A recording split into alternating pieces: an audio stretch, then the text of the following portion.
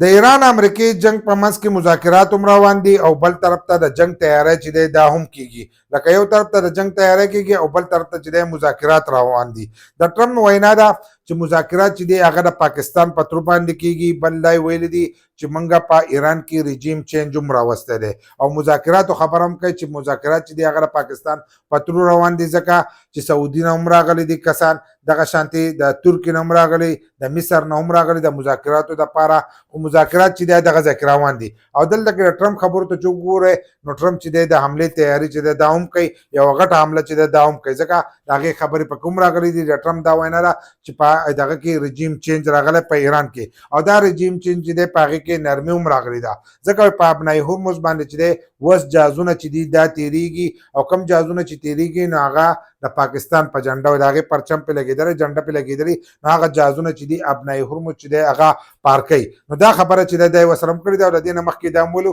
چې 8 جهازونه چې دي هغه موږ ته د پاکستان په جنډه میلاو شوي دي اوس وایي چې جهازونه پې تېرېږي خو د پاکستان جنډه چې ده دا پې لګېدلې نو وایي رژیم چینج راغلی نو د هغې د وجې نه چې دا نرمي هم په دغه ځای کې راغلې ده خو که بل طرف ته وګورئ نو امریکې چې دا خپله بیړه چې ده دا هم لیږلې ده چې کم سمندري بیړۍ ده نو هغې لیږلې ده او په هغې کې چې دی 80 جنګي جهازونه چې دي وایي دا په هغې باندې هر ټایم چې دی دا موجود دي دغه شانتې پوځ چې دی دی ورسره هم کوز کړی دی خلیج کې هلته کې ورته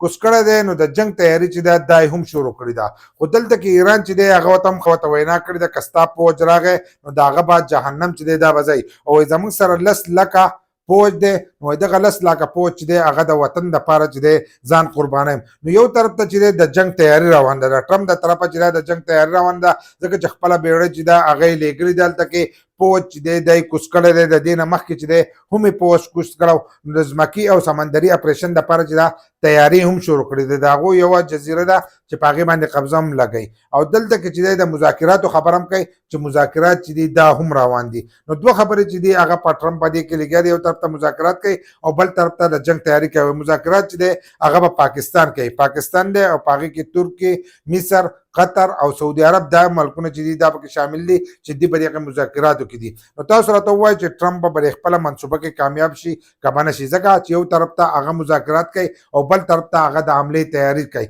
بل دا چې ایران هم دا ویلو چې د دې نه مخکې موږ د سره مذاکرات کول او د په موږ باندې حمله کړې ده نو خپل رایه چې دی دا را سره لازم شریک کوي